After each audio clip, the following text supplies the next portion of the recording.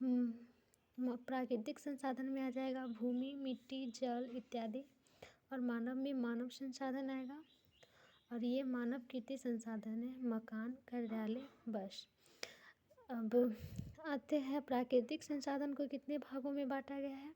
प्राकृतिक संसाधन को बांटा गया है विकास एवं उपयोग के आधार पर, उत्पत्ति के आधार पर, उपलब्धता के आधार पर, वितरण के आधार पर और स्वामित्व के आधार पर। अब आगे आते हैं, इसको बांटा गया वास्तविक संसाधन और संभाव्य संसाधन में। उत्पत्ति के आधार पर बांटा गया जैव संसाधन और अजैव संसाधन, नवीनकरणीय संसाधन और अनवीनकरणीय संसाधन उपलब्धता के आधार पर बांटा गया है।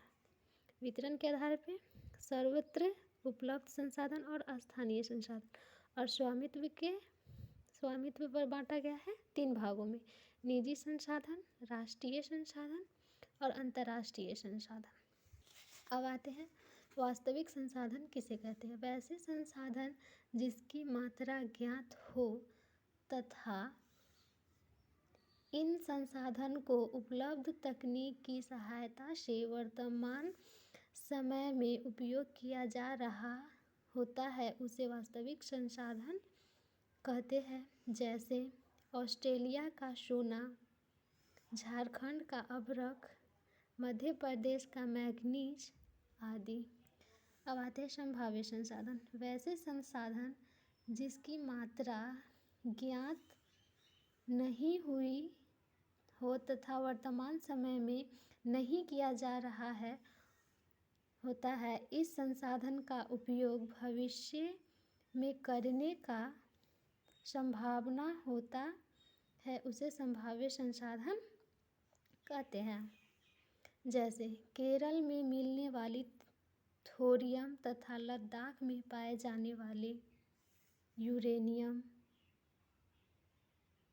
संभाव्य संसाधन के उदाहरण है। अब आते हैं दूसरा पे, ये रहा जैव संसाधन।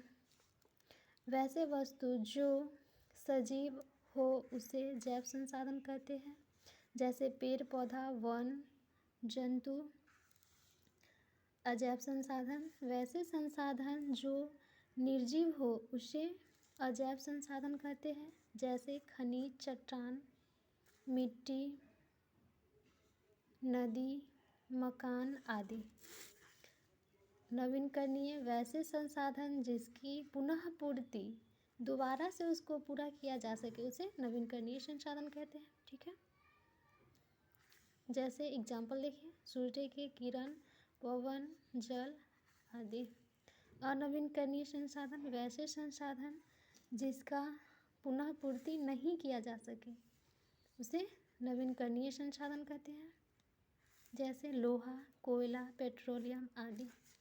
अब ये देखते हैं कुछ। जल एवं वन वैसे नवीनकरणीय संसाधन है जिसका भंडार या पुनः पूर्ति के मानवीय हस्तक्षेप के कारण रुकावट आती है। यदि इन संसाधनों के प्रति मानव हस्तक्षेप कम हो जाए तो वे स्वयं की पुनः पूर्ति में लग जाएंगे।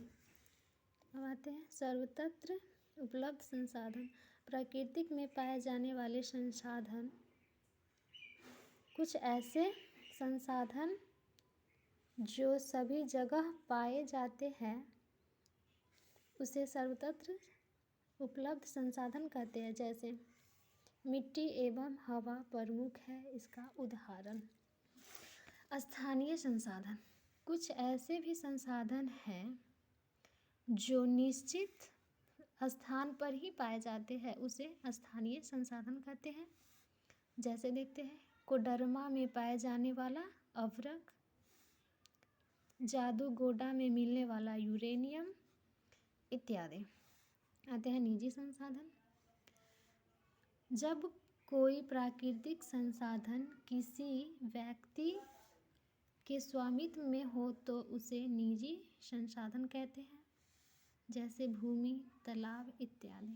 राष्ट्रीय संसाधन, किसी राष्ट्र के अंदर पाए जाने वाले सभी प्रकार के संसाधन को राष्ट्रीय संसाधन कहते हैं। अपवर्जक आर्थिक क्षेत्र 9.2 किलोमीटर से 200 किलोमीटर तक का क्षेत्र अपमार्जक आर्थिक क्षेत्र कहलाता है। खुला महासागरीय क्षेत्र 200 किलोमीटर से आगे स्थिर क्षेत्र खुला महासागर क्षेत्र कहते हैं। अब आगे मिलते हैं नेक्स्ट वीडियो में। Thank you.